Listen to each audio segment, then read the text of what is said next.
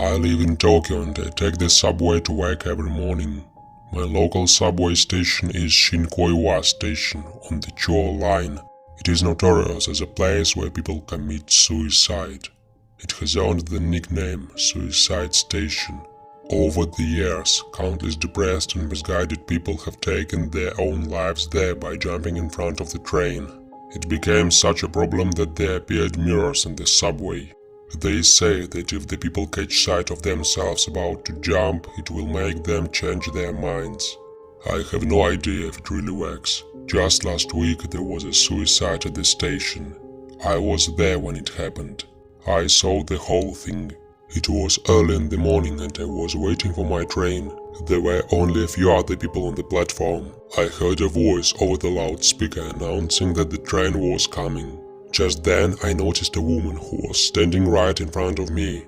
She was just an ordinary woman, about 26 or 27 years old, but something about her made me nervous.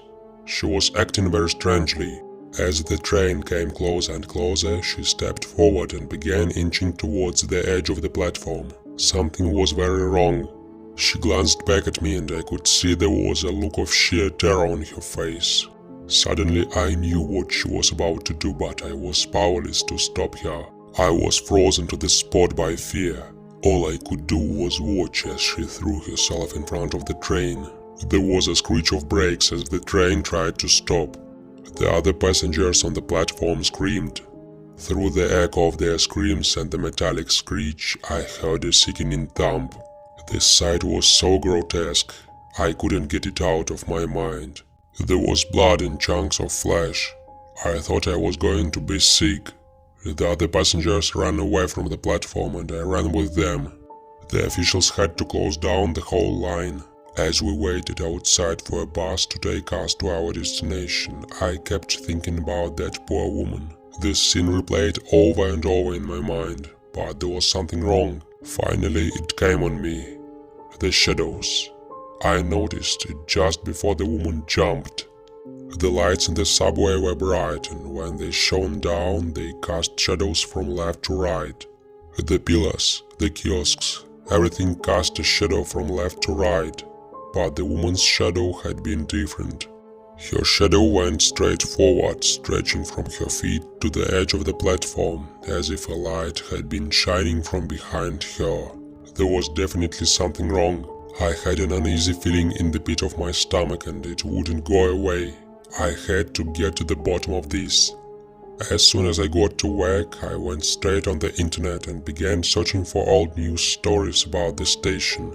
There had been almost 20 suicides in the last year alone. Some of them were businessmen, some were housewives, some were old, some were young, and there were even a few children. Then finally I found what I was looking for. It was a photograph that had been taken just seconds before a middle-aged man had jumped in front of a train. I zoomed in and examined it very carefully. One of his legs was in the air and he was leaning back. I recognized the same look of terror on his face.